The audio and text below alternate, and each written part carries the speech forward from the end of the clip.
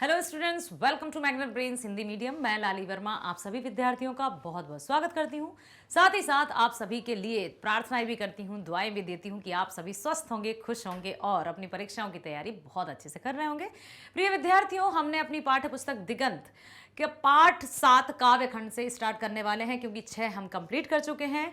नाम है पुत्र वियोग। वियोग मतलब होता है बिछड़ना। लिखा है सुभद्रा कुमारी चौहान जी ने। सुभद्रा कुमारी चौहान, जी हाँ, जिन्होंने झांसी की रानी कविता लिखी थी। बहुत प्रसिद्ध सुप्रसिद्ध कविता है, आप सबने सुनी होगी। सिंहासन हिल उठे, राजवंशों ने भ्रुकुटी तानी थी, बूढ़े भारत में भी आई फिर से नई जवानी थी। चमक उठी सन 57 में, वह तलवार पुरानी थी, बुंदेले हर बोलो के मुंह हमने सुनी कहानी थी। खूब लड़ी मर्दानी, वह तो झांसी वाली रानी थी। अब हम चलते हैं इस कविता की ओर। पुत्र वियोग से स्पष्ट होता है कि सुभद्रा कुमारी चौहान जी ने ये रचना बहुत दुखी मन से की है, क्योंकि पुत्र वियोग मतलब पुत्र का बिछड़ना। अब पुत्र क्यों बिछड़ा, क्या हुआ, ये सब कुछ जानेंगे। जानने से पहले हम पढ़ते हैं कवियत्री का जीवन परिचय। सुभद्रा कुमारी चौहान जी का जन्म नाग पंचमी के दिन 16 अगस्त 1904 को इलाहाबाद उत्तर प्रदेश के निकट निहालपुर गांव में एक संपन्न परिवार में हुआ था। सुभद्रा कुमारी को बचपन से ही काव्य ग्रंथों से विशेष लगाव और रुचि थी। आपकी विद्यार्थी जीवन प्रयाग में ही बीता आपका, और अल्पायु में ही सुभद्रा की पहली कविता प्रकाशित हुई। सुभद्रा और महादेवी वर्मा दोनों बचपन की सहेलियां थी। महादेवी वर्मा जी छोटी थी थोड़ी। इनका जन्म हुआ 1904 में और उनका जन्म हुआ था 1907 में, 2-3 साल का अंतर। सुभद्रा और महादेवी बचपन की सहेलियां थी। सुभद्रा कुमारी का विवाह खंडवा मध्य प्रदेश निवासी ठाकुर लक्ष्मण सिंह के साथ हुआ। पति के साथ वे भी महात्मा गांधी के आंदोलन में जुड़ गई और राष्ट्र प्रेम पर कविताएं करने लगी। सुभद्रा जी को प्राय उनके काव्य के लिए ही जाना जाता है, लेकिन उन्होंने राष्ट्रीय आंदोलन में भी सक्रिय भागीदारी की और जेल यात्रा के पश्चात आपके 3 कहानी संग्रह भी प्रकाशित हुए। बिखरे मोती सन 1932 में, उन्मादनी 1934 में, सीधे साधे चित्र 1947 में।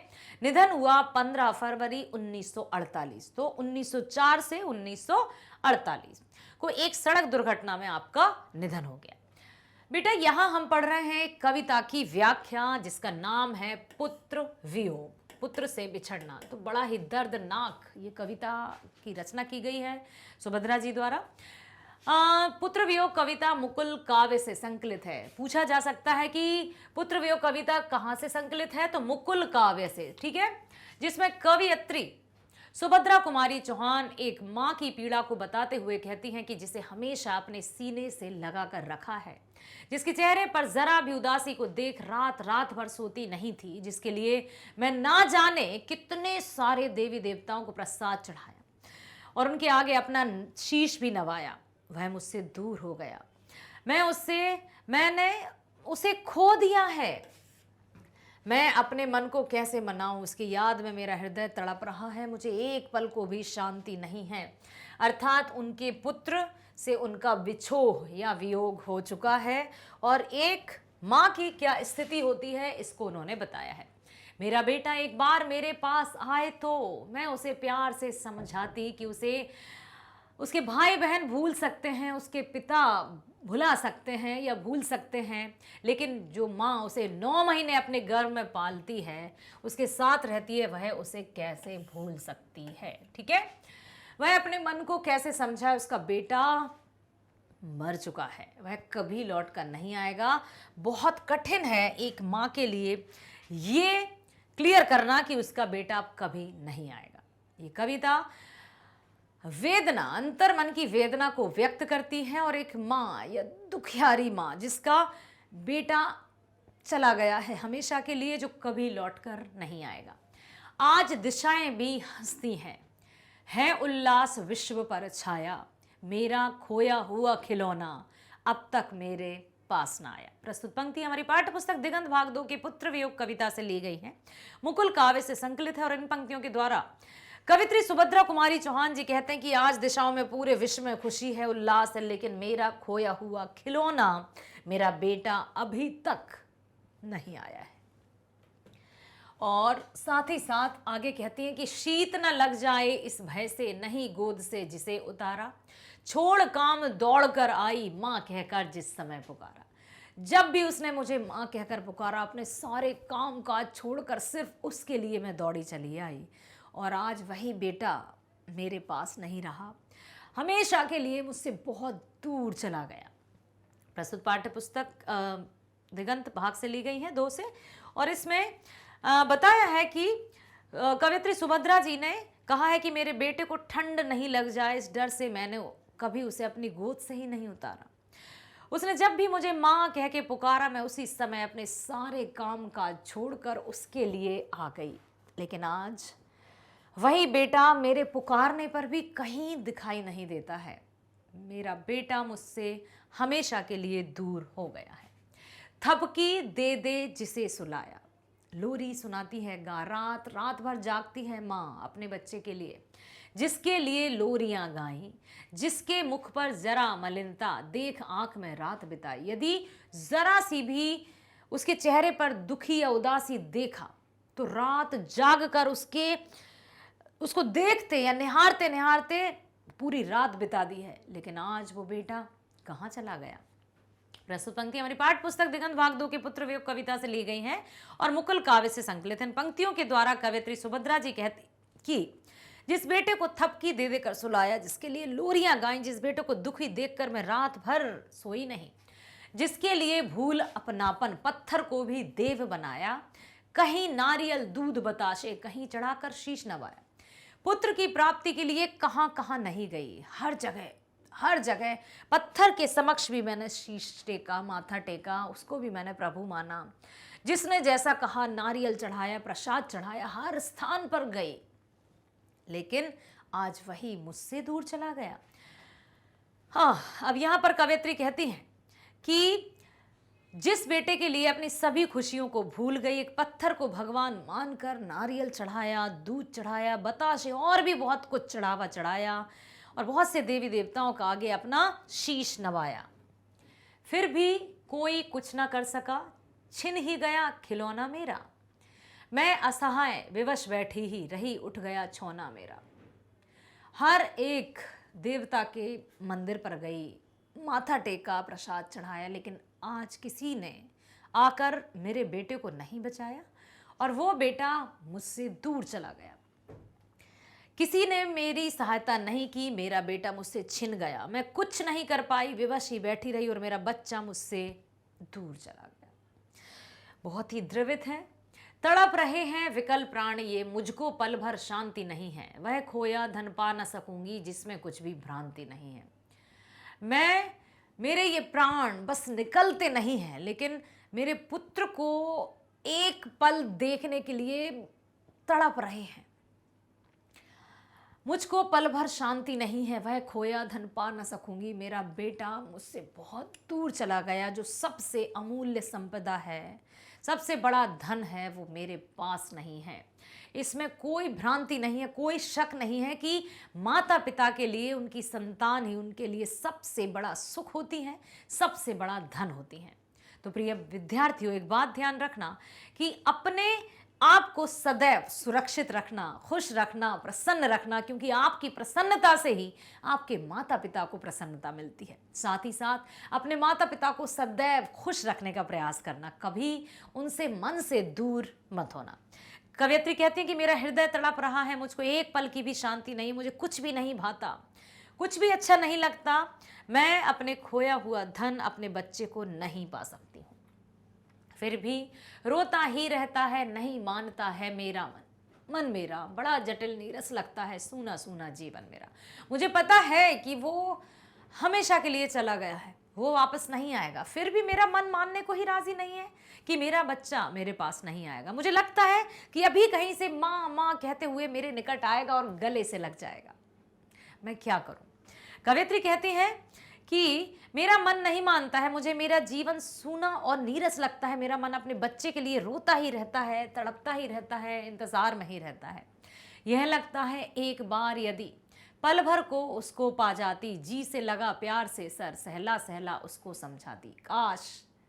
काश कि एक बार मेरा बेटा मेरे सामने आ जाए, मैं उसे गले से लगा लेती, उसे लाड़ दुलार करती, उसे पुचकारती, उसे समझाती। तो यहाँ पर कवयित्री कहती हैं कि मेरा मन करता है कि एक बार यदि मैं अपने बेटे को गले से लगा पाती तो उसको प्यार से उसके सर को सहला कर उसको समझाती।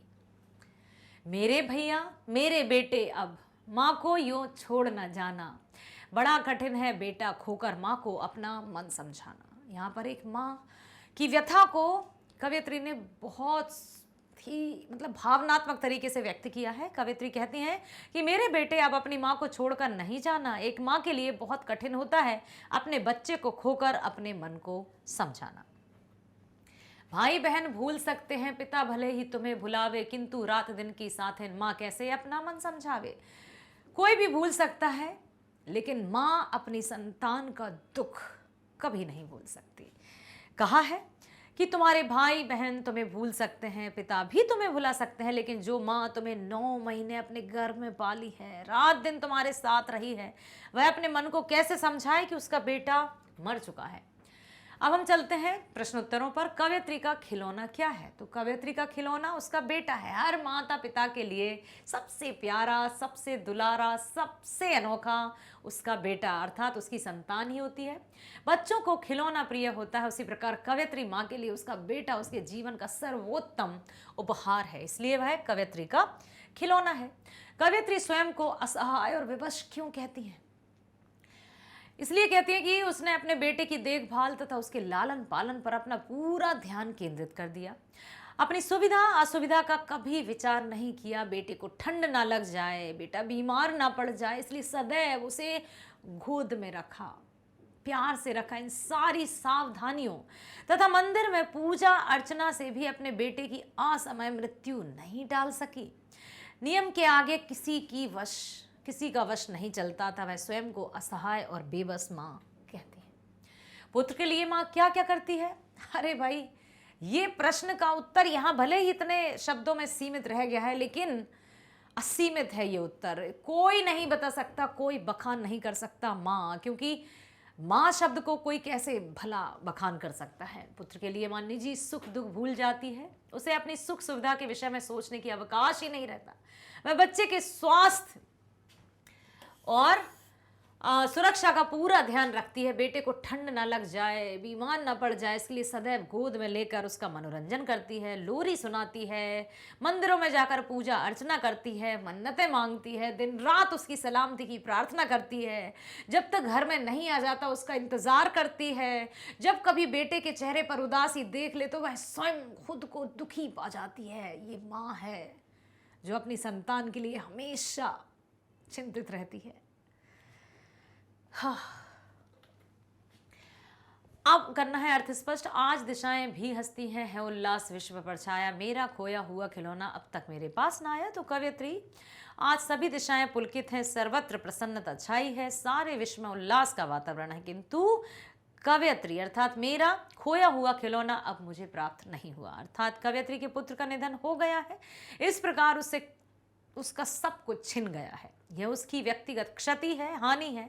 विश्व के अन्य लोग तो फिर भी सब अपने अपने कार्यों में व्यस्त हैं, सभी दिशाएं भी उल्लसित हैं, किंतु कवयित्री ने अपना बेटा खो दिया है, उसकी मृत्यु हो चुकी है। वह उद्विग्न है, निराश है, बस उसके प्राण नहीं जा रहे, पूरी तरह से वो विकल्पित है, शोक विह्वल है। अपनी असंयमित मनोदशा में वह बेटे के वापस आने की प्रतीक्षा करती है और नहीं लौट कर आने पर निराश हो जाती है।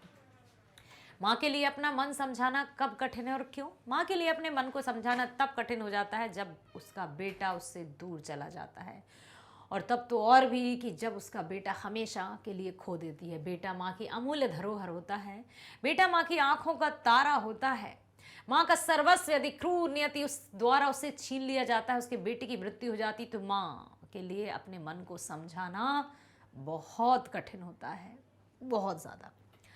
पुत्र को छोना कहने से क्या भाव है? छोना का अर्थ होता है हिरण आदि पशुओं का बच्चा। पुत्र वियोग शीर्षक कविता में कवयित्री ने छोना शब्द का प्रयोग अपने बेटे के लिए किया है। हिरण अथवा बाघ का बच्चा बड़ा भोला तथा सुंदर दिखता है, इसके अतिरिक्त चंचल तथा तेज भी होता है। अतः कवयित्री द्वारा अपने बेटे को छोना कहने के पीछे विशेष अर्थ भी हो सकता है कि बच्चे चंचल होते हैं, माता पिता के लिए खिलौना होते हैं, मर्म उद्घाटित करें। भाई बहन भूल सकते हैं, पिता भले ही तुम्हें भुलाए, किंतु रात दिन की साथिन माँ कैसे अपना मन समझाए।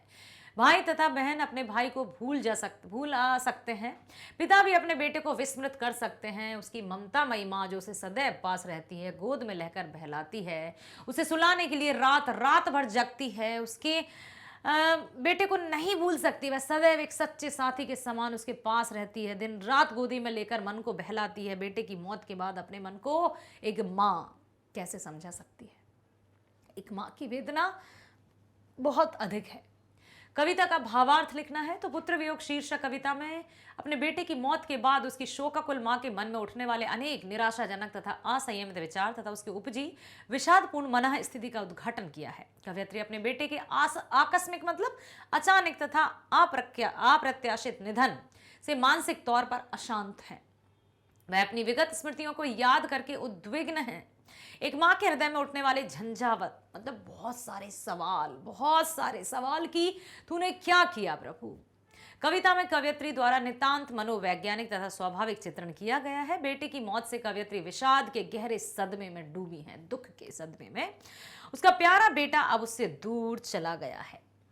उसने उसे दिन रात गोद में लेकर ठंड तथा रोग से बचाया, लोरियां सुनाकर उसे सुलाया, उसके लिए मंदिरों में पूजा अर्चना की, मन्नतें मांगी, लेकिन किसी ने उसकी सहायता नहीं की। सब कुछ निरर्थक हो गया।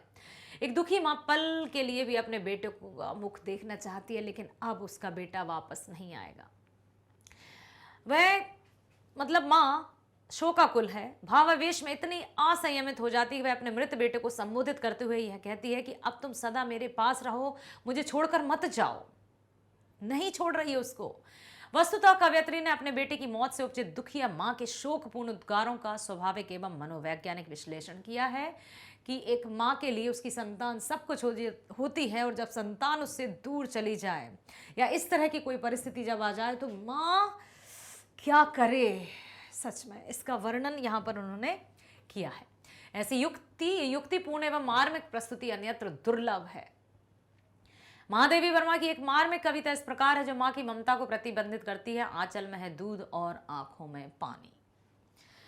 सुभद्रा कुमारी चौहान जी ने यही कहा। इस कविता को पढ़ने पर आपके मन पर क्या प्रभाव पड़ा उसे लिखिए। तो पुत्र वियोग कविता में कवयित्री ने अपने बेटी की मृत्यु और उससे उपजे जो विषाद है उसका वर्णन किया है, और कवयित्री की विरह वेदना अतीत के प्रश्नों से उलटती हुई विगत की स्मृतियों को दोहराना पाठक के मन में करुणा और विषाद की रेखा खींच देता है, और साथ ही साथ कवयित्री की जो भावनाएं हैं उनसे हमारे मन में भी एक दुख की अनुभूति होती है। अर्थात कवयित्री ने शब्दों को यहाँ पर जो पिरोया है उसको बिल्कुल सजीव कह सकते हैं हम कि अनुभव कर सकते हैं कि मेरे मन में कुछ इस प्रकार के मनोभावों का आना स्वाभाविक है जिसका हृदय संवेदना से नहीं भर उठेगा। कौन कवयित्री के शोकाद्गार की गहराई में नहीं जा पाएगा।